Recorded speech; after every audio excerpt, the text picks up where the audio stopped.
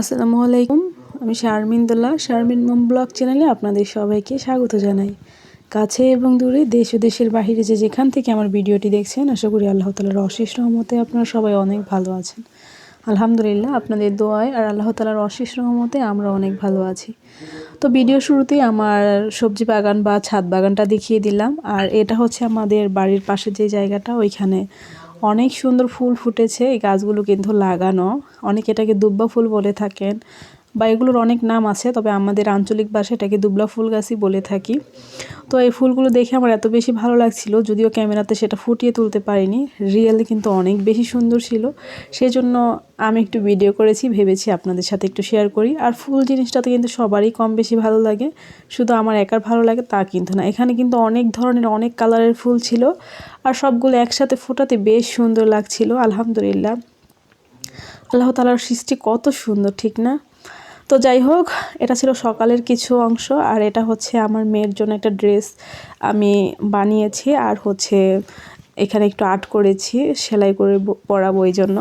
তো মেয়ে হওয়ার আগে অনেক শখ ছিল, অনেক অনেক ইচ্ছে ছিল যে মেয়ে হলো ওটা করব সেটা করব, কিন্তু দেখা যায় কোনো কোনো শখ পূরণ হলে অনেক শখ মানে অপূর্ণই রয়ে যায়, কাজের যে দেখা যায় করা হয়ে ওঠে না। তো এখানে আমি আরও একটি ড্রেস তৈরি করেছি, এটা একটু বড়ই তৈরি করেছি, কারণ ওর জন্য মোটামুটি অনেকগুলো ড্রেস তৈরি করেছি যেগুলো একটু ছোট। তো ভেবেছি এখন থেকে যে ড্রেসগুলো তৈরি করব একটু বড়ই তৈরি করব, যাতে যখন হাঁটতে পারবে তখন পরতে পারবে।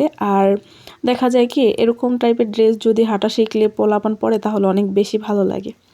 তো যাই হোক, আমার ঘরের অবস্থা একটু দেখাই দিই কী অবস্থা, খুবই বাজে অবস্থা। মানে একটা বেবি থাকলে যা হয় আর কি, তবে মনে হয় আমারটা একটু বেশি বাজে অবস্থা। সবার ক্ষেত্রে এটা নাও হতে পারে, কারণ সবাই তার আমার মতো না। তো যাই হোক, আমি ভীষণ অলস টাইপের একটি মানুষ, আর কেন জানি না আমি কাজ করলে সহজে শেষ হয় না এরকম। তো যাই হোক, সব কাজকর্ম শেষ করে এখন দুপুরে রান্না বান্না করছি। এখানে রান্না করবো হচ্ছে আর মাছ। আমার মেয়ের জন্য আমি আসলে ভিডিওতে ভয়েস দিতেই পারি না, কারণ আমার ভয়েস থেকে তার ভয়েসটাই বেশি শোনা যায়। আর যদি সে একবার দেখে যে আমি মাইক্রোফোন নিয়েছি, তাহলে তার কোনো কথাই নেই, সেটা তারও প্রয়োজন, কারণ সেও ভয়েস ওভার করবে, এরকম একটা অবস্থা। তো আমার ভিডিওতে খেয়াল করলে কিন্তু ওর ভয়েসটাও শুনতে পারবেন। তো যাই হোক, এদিকে আমি করলা ভাজি করলাম আর আজকে আর মাছ রান্না করলাম। তো আজকের ভিডিওটা আপনাদের কেমন লেগেছে সেটা অবশ্যই কমেন্টস করে জানাবেন। ভিডিওটি ভালো লাগলে লাইক, কমেন্ট, শেয়ার, সাবস্ক্রাইব করতে কিন্তু ভুলবেন না। আর এই তো দেখতে পাচ্ছেন আমার রান্নাঘরের কি অবস্থা। তো রান্না বান্না শেষ, কিছু থালা বাসন জমে আছে, এখানে হচ্ছে মাটির চুলা। তো এখন হচ্ছে পুরো রান্নাঘরটা ক্লিন করার পালা। দেখা যায় রান্না শেষ হলেই কিন্তু কাজ শেষ হয়ে যায় না, রান্নার পরে কিন্তু প্রচণ্ড পরিমাণের কাজ থাকে।